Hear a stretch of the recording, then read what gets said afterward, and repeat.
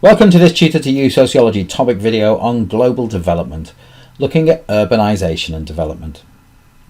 Urbanisation is the process of large sections of the population moving from rural areas to towns and cities, and this was a key factor in the success of the Industrial Revolution in the UK. In the developing world, we normally associate nations as having large rural populations, and traditionally this has been the case.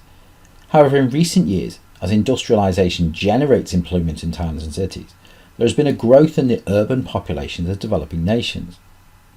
This can be seen by the growth of megacities in the developing world, large cities with populations in the millions, and these megacities are increasingly being seen as staging posts for trade in the developing world. Now, urbanisation is seen by many sociologists as being a desirable aspect of development, as it has many benefits, some of which are listed below. Urban populations allow people to have greater access to formal employment, healthcare and education, particularly as developing nations increasingly operate westernised models of healthcare. A further benefit of industrialisation is the changing norms and values that come with urban living. This is particularly useful for the passing on of Western ideologies such as consumerism, which will benefit trade, and challenging patriarchal views of women in employment. Of course, critics see this as a form of Western imperialism. Further changes, such as movements towards democracy, occur with greater urban populations. The ability of people to organise and protest in urban areas means that there is a greater need for government by consent. Finally, urban spaces mean increased technology and communication between individuals, and this enables greater innovation, something less likely to occur in isolated rural areas. However, urbanisation also comes with great challenges, particularly rapid urbanisation. Much as in Western Europe during the mass urbanisation that accompanied the Industrial Revolution, urbanisation in the developing world has seen the growth of diseases of modernity, poor mental health, substance abuse, violence and crime.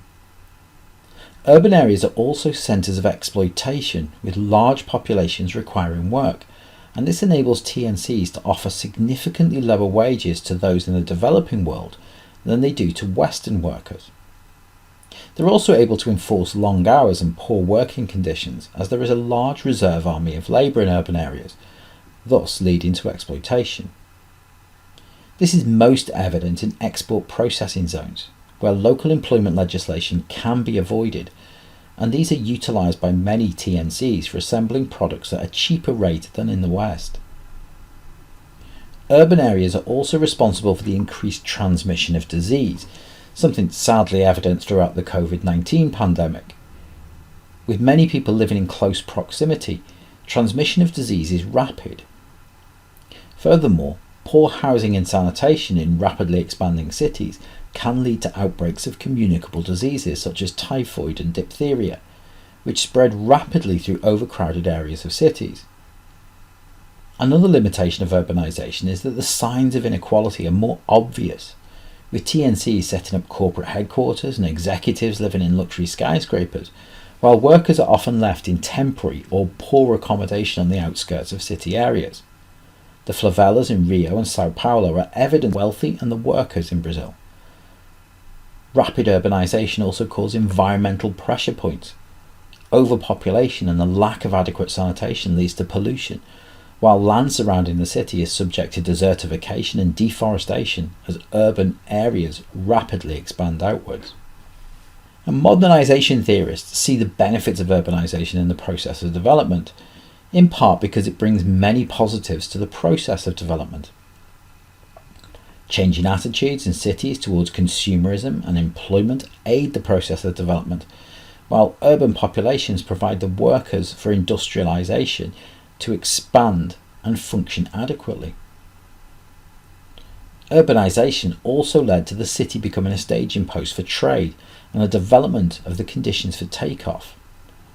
Cross argues that changes in attitude lead to individuals developing the entrepreneurial and innovative skills required for nations to thrive. Furthermore, modernisation theorists argue that without urbanisation, the Industrial Revolution in the West would never have occurred, and as such see the process as highly desirable. However, in Western Europe, urbanisation was less rapid than is expected in the developing world, and many of the issues faced by developing nations still occurred. Dependency theorists have a more negative view of urbanisation. While it's still desirable, they argue that the city leads to greater exploitation of workers. They highlight the growing inequalities between workers and those that employ them, and argue that cities are rife with the exploitation of workers. In modern society, unemployment in cities has increased as Western companies use increasingly mechanised production processes, yet have a large reserve army of labour to choose from. This generates competition between workers and fear of challenge and exploitation, as they can easily be replaced. Furthermore, while modernisation theorists celebrate the transmission of Western values, dependency theorists see this as a form of cultural imperialism, transforming people's collectivism and desire to help their fellow man into individualism and self-interest. And finally, dependency theorists argue that cities use up surplus capital that could be used in the process of development by spending on vanity projects, such as museums, art galleries and theatres, that only the wealthy will be able to visit, or to attract foreign visitors. There are many links between urbanisation and other aspects of development. Urban areas can influence the type of healthcare, education and employment that is offered in the developing world. Furthermore, the rapid growth of urban areas leads to increased environmental pressures, not just on developing nations, but on a global scale. Finally, urbanisation enables the norms and values of Western capitalism to be transmitted to the population faster than if there was a large rural population, and this impacts on gender equality, attitudes to employment, and potentially conflict.